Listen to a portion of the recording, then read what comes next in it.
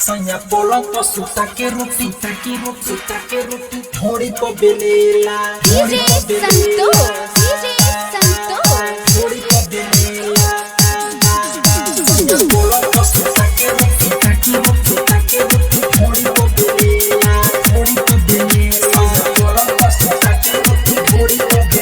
soña polo posu take roti thodi po belela कोई से बताई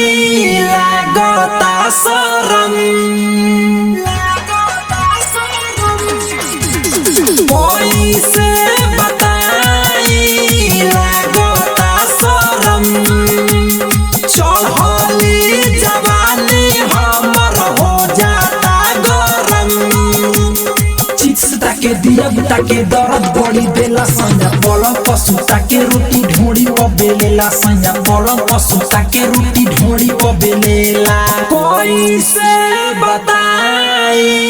लगता शरम आए हाय कोई से बताई लगता शरम चढ़ली जवानी हमर हो जाता गरम चिप्स ताके दिया ताके दर्द बड़ी देला संजा पलंग पशु ताके रोटी ढोड़ी बेलेला संजा पलंग पशु ताके रोटी ढोड़ी बेलेला ताना स्टूडियो दिल्ली संजा पलंग पशु ताके रोटी ढोड़ी बेलेला रिकॉर्डिंग पर तराना म्यूजिक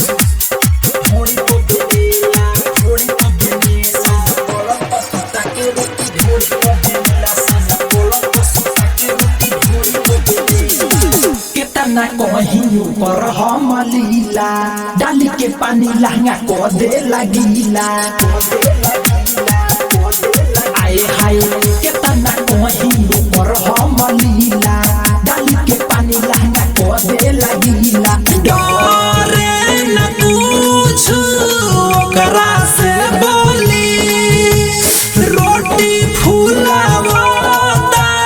खोली मोर चोली बात में हमके फंसा के राइचिया को देला संजा पलंग पशु ताके रोटी ढोड़ी बेलेला संजा पलंग पशु ताके रोटी ढोड़ी बेलेला DJ Santo संजा पलंग पशु ताके रोटी ढोड़ी बेलेला संजा पलंग पशु ताके रोटी ढोड़ी बेलेला जखमी जयराम से रही परेशान हो ढोड़ी पयाटा कर देता जियान हो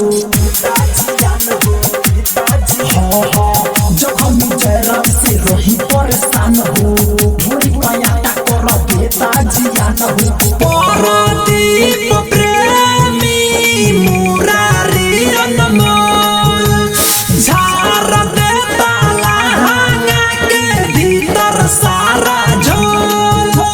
सारी रात करेला लीला सुते नहीं देला संजा पलंग पशु ताके रोटी ढोड़ी बेलेला संजा पलंग पशु ताके रोटी ढोड़ी बेलेला संजा पलंग पशु ताके रोटी ढोड़ी बेलेला।